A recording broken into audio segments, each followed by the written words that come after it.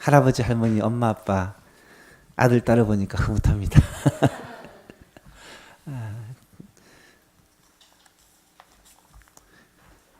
참 이런 믿음의 대를 이어가는 게 정말 아름다운 것 같아요. 여러분의 가정에도 그런 복이 있기를 축복합니다. 작년부터 시작해서 지난주일까지 사무엘상 말씀을 가지고 쭉 살펴보았습니다. 사무엘상은 사사시대 혼란의 시대 이스라엘이 왕 사울을 세우고 다윗을 세워가며 그렇게 왕국으로 세워져 가는 과정을 다루는 말씀입니다. 사실은 사무엘상의 핵심은 다윗에 대한 말씀인데요. 이 다윗이 그렇게 고생을 하다가 결국은 하나님의 은혜로 말미암아 왕으로 세워지는 장면이 사무엘 하에 나와요. 그래서 이어서 사무엘 하를 좀 같이 봤으면 좋겠다 싶은데 사무엘 하도 하려면 또 1년이 걸립니다. 그래서 중간에 좀 다른 말씀을 봤으면 좋겠다 싶어서 기도하다가 여호수아서 말씀이 우리 교회에 지금 참 필요한 말씀일 것 같다 싶어서 이 여호수아서 말씀을 좀 살펴보고 다시 사무엘 하로 그렇게 넘어가려고 합니다. 먼저 오늘은 여호수아의 서론에 대해서 조금 살펴보려고 합니다. 여호수아서의 가장 중요한 주제가 뭐냐면 가나안 땅을 차지하는 것입니다. 가나안 땅은 하나님께서 이미 아브라함에게 약속하셨던 땅입니다. 그 땅은 아브라함에게 기업으로 주시겠다고 약속하셨던 땅이에요. 창세기 12장에 보면 하나님이 아브라함을 부르시는 장면이 나타나는데 그때 아브라함에게 나타나 이렇게 말씀을 하십니다. 12장 1절에 보니까 여호와께서 아브라함에게 이르시되 너는 너의 고향과 친척과 아버지의 집을 떠나 내가 내게 보여줄 땅으로 가라. 내가 너로 큰 민족을 이루고 내게 복을 주어 내 이름을 창대하게 하리니 너는 복이 될지라. 너를 축복하는 자에게는 내가 복을 내리고 너를 저주하는 자에게는 내가 저주하리니 땅의 모든 족속이 너로 말미암아 복을 얻을 것임이라 하신지라. 이것이 하나님과 아브라함과 맺은 언약입니다. 사실은 일방적인 언약이죠. 하나님이 아브라함에게 주신 약속입니다. 이 약속의 내용을 크게 세 가지로 정리를 해보면 첫 번째는요, 큰 민족을 주겠다는 거예요. 이 말은 많은 자손을 주겠다. 창세기 15장에서는 하늘의 바다와 같고, 아니다, 하늘의 바다가 아니죠. 하늘의 별과 같고 땅의 모래와 같은, 바다의 모래와 같은 그 많은 자손을 주시겠다라는 약속입니다. 두 번째는 가나안 땅을 기업으로 주시겠다는 약속입니다. 이 땅에 거하면 이 땅을 너에게 주겠다. 창세기 12장에는 정확하게 나타나 있지 않지만 15장의 횃불 언약에서는 이 땅에 대한 그 약속이 정확하게 나타납니다. 세 번째는 땅의 모든 족속이 너로 말미암아 복을 받게 하겠다. 복의 통로고 복의 근원이 되게 하겠다라는 약속입니다. 첫 번째 약속, 큰 민족을 주겠다는 약속은 요셉을 통해 이 이스라엘 야곱의 가족은 이 아브라함의 후손입니다. 야곱의 가족이 저기 애굽으로 건너가서 이 애굽에서 큰 민족이 되어지는 그러한 역사를 보게 됩니다. 가나안 땅을 주겠다는 약속은 오늘 우리가 살펴볼 이 여호수아서에서 하나님이 모세와 여호수아를 통해 이 애굽에서 이스라엘 백성들을 빼내어 가나안 땅으로 들어가게 하시는 그 역사를 우리가 목격하게 됩니다. 그리고 땅의 모든 족속이 너로 말미암아 복받게 하겠다는 이 세 번째 약속은 예수님을 통해서 이 약속이 성취됩니다. 모든 민족이 이 아브라함의 자손인 예수님을 통해 구원의 복을 받게 되는 것을 말씀하는 것이죠. 이 중에서 이 가나안 땅에 대한 약속이 횃불 언약 창세기 15장에 자세히 나타나는데요. 15장 말씀 18절 이하를 보면 이렇게 기록되어 있어요. 그날에 여호와께서 아브라함과 더불어 언약을 세워 이르시되 내가 이 땅을 애굽 강에서부터 큰 강 유브라데까지 내 자손에게 주느니 곧 겐 족속과 그니스 족속과 간몬 족속과 헷 족속과 브리스 족속과 르바 족속과 아모리 족속과 가나안 족속과 기르가스 족속과 여부스 족속의 땅이라.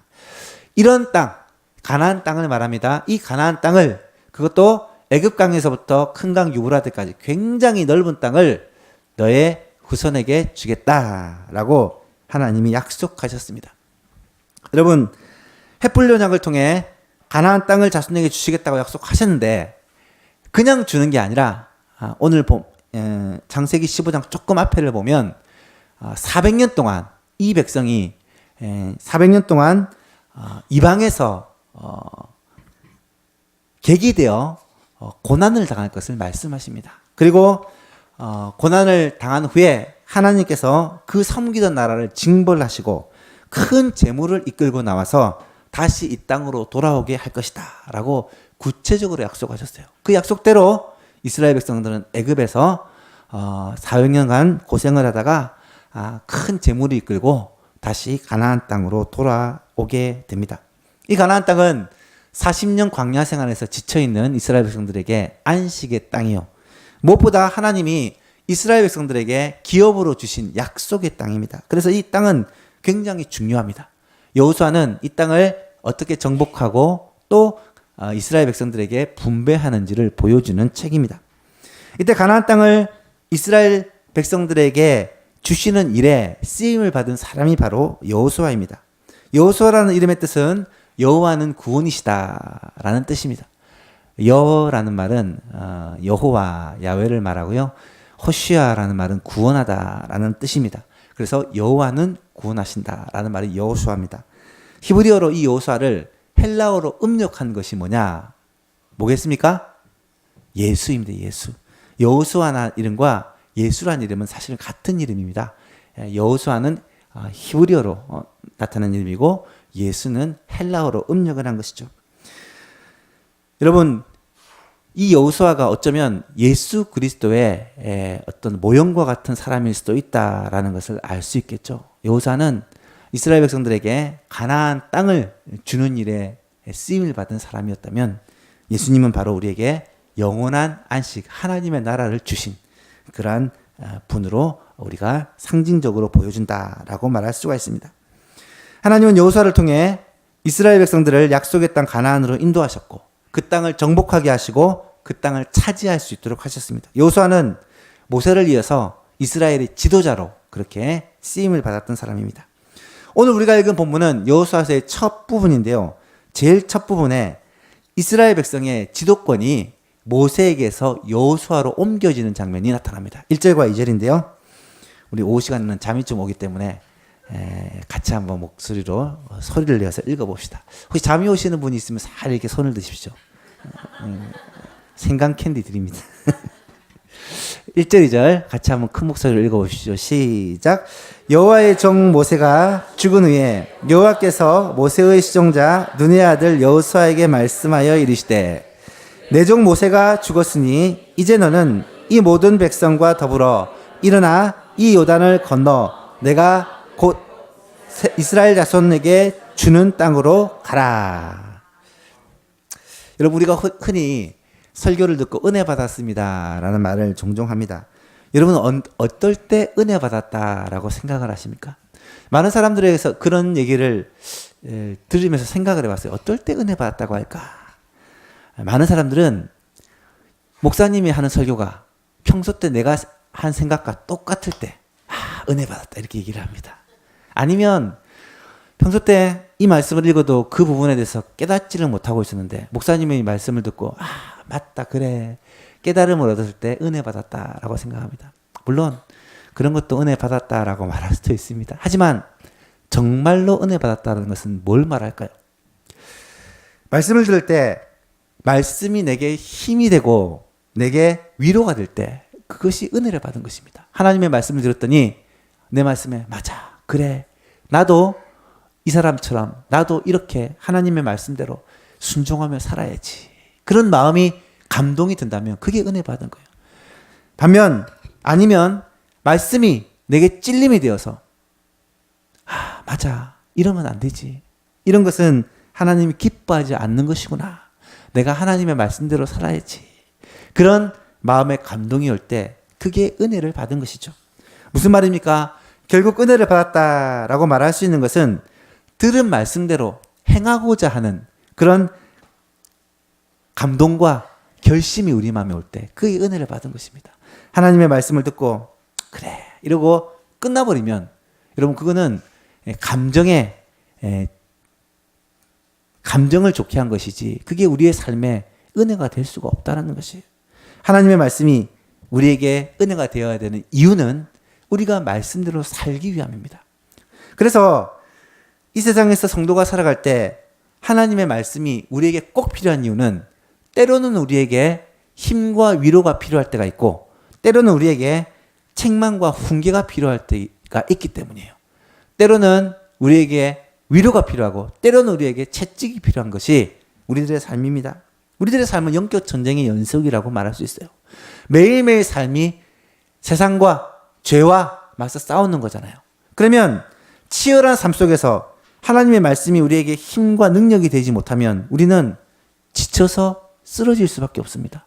반대로 죄와 사단의 유혹 가운데 하나님의 말씀이 우리에게 채찍이 되지 못하고 우리에게 경고가 되지 못하면 계속해서 넘어지고 미혹받고 세상을 따라가고 죄에 빠져 살아갈 수밖에 없다라는 거예요. 여러분, 하나님의 말씀이 우리에게 때로는 위로와 격려의 말씀으로 때로는 경고와 채찍의 말씀으로 다가와서 우리의 삶을 하나님 앞에 계속해서 세워가는 이런 은혜가 있기를 간절히 바랍니다. 말씀을 통해 그런 은혜를 받아야 돼요.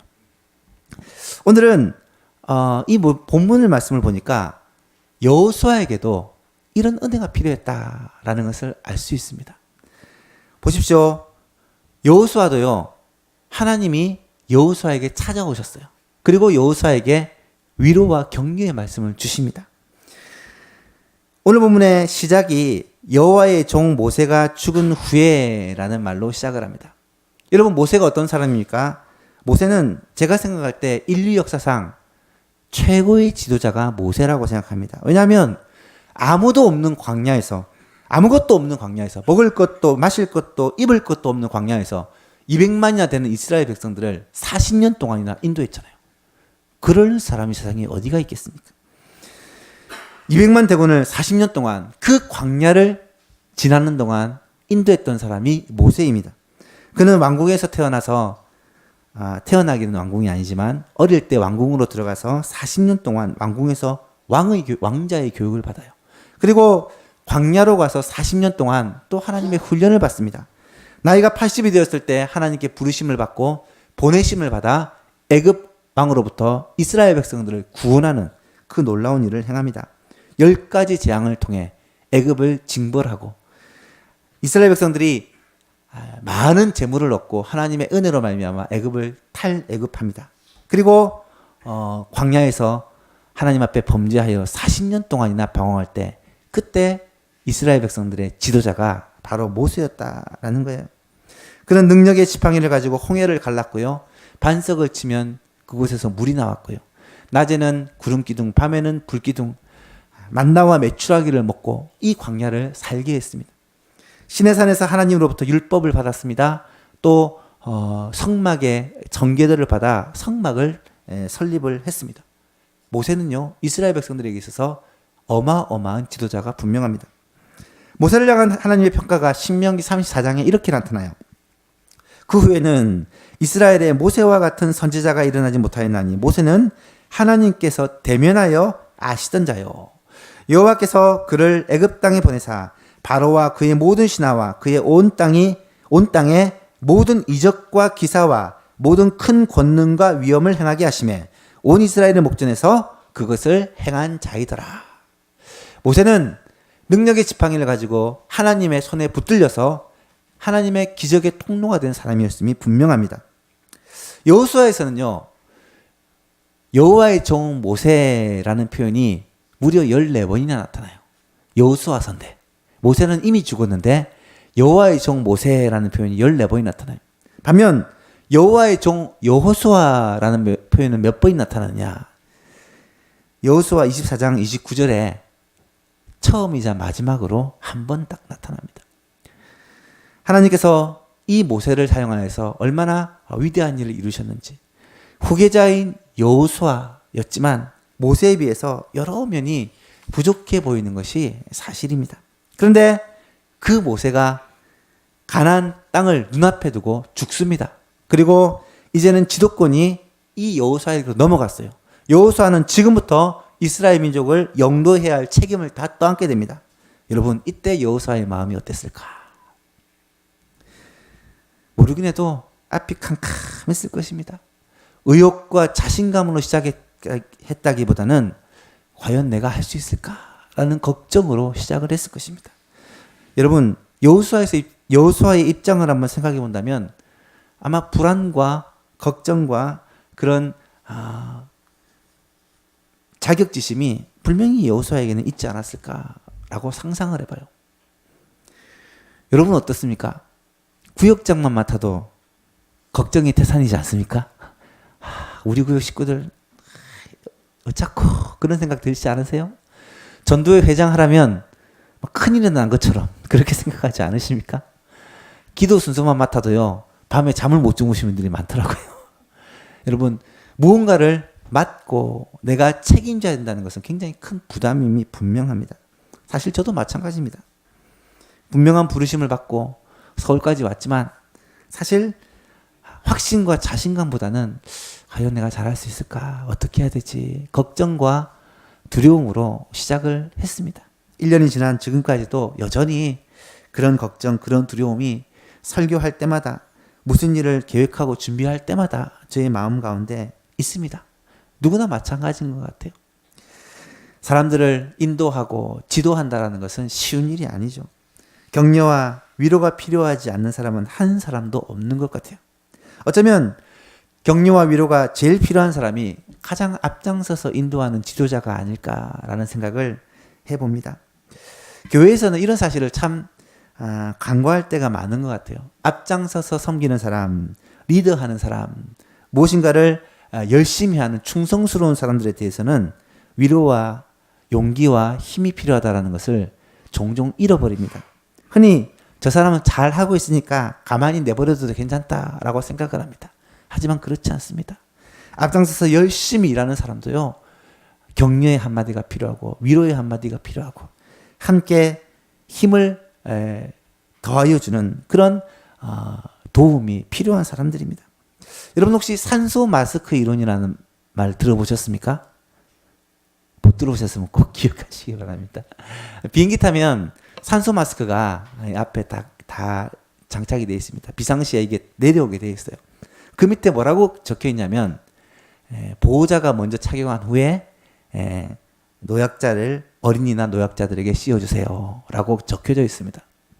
여러분, 사람은 본능적으로 위험을 당하면요, 자녀들을 챙기려는 마음이 있어요. 그래서 부모는 사고를 만나거나 문제가 생기면 이 산소 마스크를 먼저 자녀부터 씌우려고 합니다. 그러면 문제가 생깁니다. 갑자기 기압이 떨어지면 10초 안에 정신을 잃을 가능성이 굉장히 높다고 하는데 부모가 자녀를 씌우다가 그냥 가는 거예요. 그런데 부모가 먼저 마스크를 착용한 후에 혹시 의식을 잃었을지라도 노약자들에게 씌워주면 나도 살고 그 사람도 살게 된다고 합니다. 그래서 반드시 비상사태가 되면 건강하고 어른이 먼저 착용한 후에 그 다음에 다른 사람을 씌워줘야 다 산다는 거예요. 마찬가지입니다. 교회에서도 똑같습니다. 가난한 사람, 병든 사람, 믿음이 약한 사람들을 돌보는 것 굉장히 중요합니다. 그들은 누구보다 사랑과 관심이 필요한 사람들이죠. 하지만 그렇다고 지도자들, 앞장서서 섬기는 중직자들, 리더들을 무시하고 놔둬버리면 모두가 죽게 될 가능성이 있다는 거예요.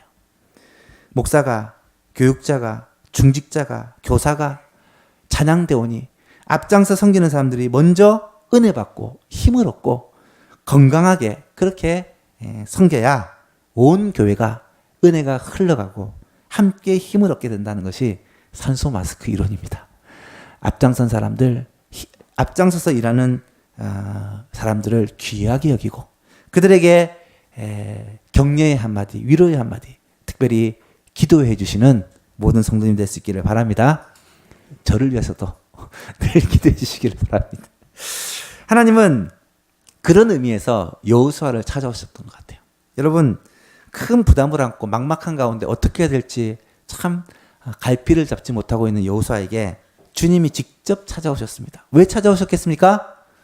위로하고 힘주시기 위해서 찾아오신 거예요. 1절 말씀해 보니까 여호와의 종 모세가 죽은 후에 여호와께서 모세의 수종자 눈의 아들 여호수아에게 말씀하여 이르시되, 여러분, 우리를 참으로 위로해 줄 분은 주님밖에 없습니다.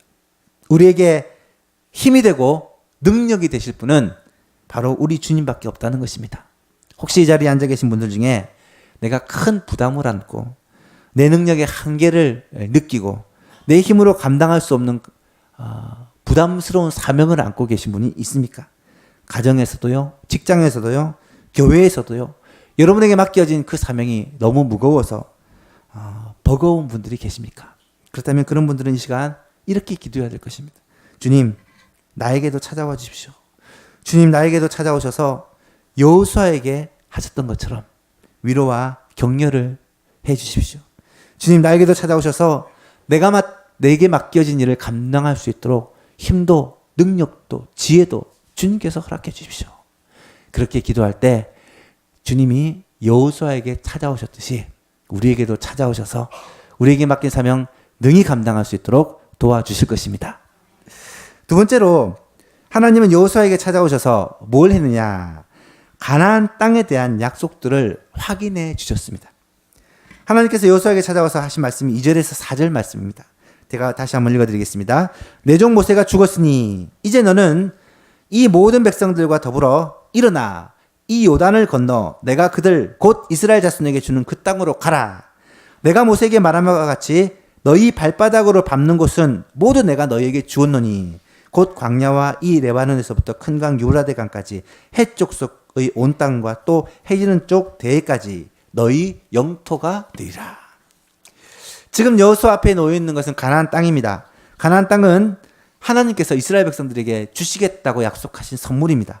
앞에서 살펴보았듯이 이미 조상 아브라함에게 그 땅을 주시겠다 약속하셨고 이삭에게도 약속하셨고 야곱에게도 약속하십니다. 그리고 이스라엘의 전 지도자였던 모세에게도 가나안 땅을 주시겠다고 하나님이 약속하셨습니다.